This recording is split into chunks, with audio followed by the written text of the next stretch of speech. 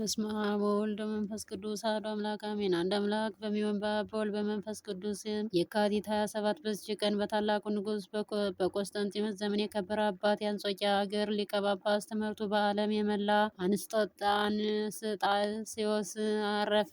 የከበሩ አባቶች በኒቅያ ከተማ በአንድነት ስብሰባ ባደረጉ ጊዜ በዚህ ጉባኤ ከተሰበሰቡት ሊቃውንት አንዱ እርሱ ነው። በዚህም ጉባኤ ተስማምተው አርዮስን ከባልንጀሮቹ ጋር አውግዘው ለይተውታል። ባልንጀሮቹም ከቂሳሪያ አውሳ አብዮስ፣ የኒቅያ የኒቆሜዲያ አውሳብዮስ እና አርያኒዎስ ናቸው። እኒህም በአብያተ ክርስቲያናት ሁሉ ታውቀዋል።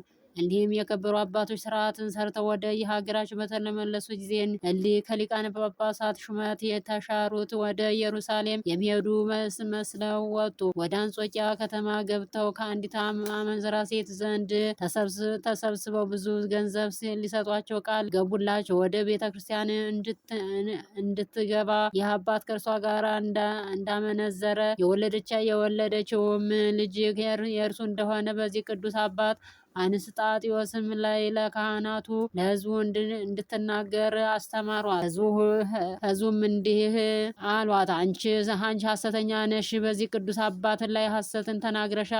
በከበረ ወንጌል ካልማልሽ በቀር ቃልሽን አንቀበልም አሏት። እርሷም ስለ ገንዘብ ፍቅር በሐሰት ማለች። ከዚህም በኋላ ለንጉሥ ነገረው።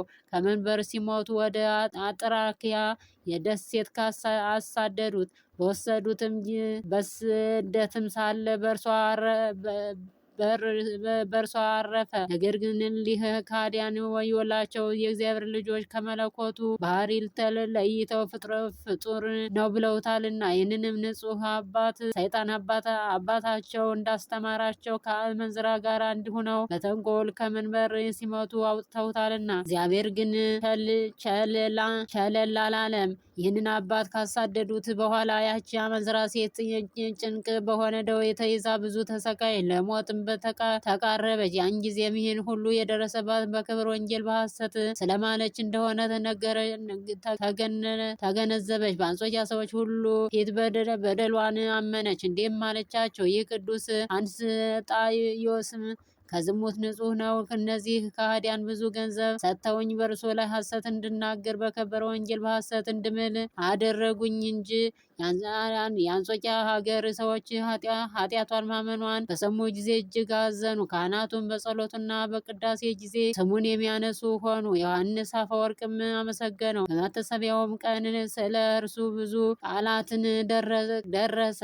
ለእግዚአብሔር ምስጋና ይሁን፣ እኛን በዚህ አባት ጸሎት ይማረን፣ በረከቱ ከእኛ ጋር ትኑር ለዘላለሙ አሜን። ጌታ ሆይ ከብልጽግናቸው ብዛት የተነሳ ብዙ መባ ካስገቡት ይልቅ የድሃይቱን አነስተኛ መባ እንደተቀበለ ሁልጊዜ የሚያቀርቡልን እልፍ አእላፍ መላእክትን እያሳሰበ ችግር ጊዜ የማቀርብልህን ምስጋና ተቀበል። እናንተም ቅዱሳን ነቢያት፣ የወንጌል ሰባኪያን ሐዋርያት፣ ሰማዕታትና ጻድቃን፣ ትጉሃን መላእክት፣ ፍጹማን ደናግል እንዲሁም ደጋጎች መነኮሳት በልጅ አዋቂ ሳትለይ የምንሰበሰባት የጉባኤ ቦታ ባርኩ። ይህንን መጽሐፍት ወረቀት አዘጋጅቶ ብራና ደምጦ ያጻፈውን ከግዕዝ ወደ አማርኛ የተረጎመ ቃልህን ባሁን በእርጋታ መንፈስና በተመስጦ ሕሊና ያዳመጠ በደለኛን ሁሉ የምታስምር የጌታ እናት በማርያም ጸሎት ኢየሱስ ክርስቶስ በአንድነት ይማረን። ኢየሱስ ክርስቶስ በአንድነት ይማረን። ኢየሱስ ክርስቶስ በአንድነት ይማረን ለዘላለሙ አሜን።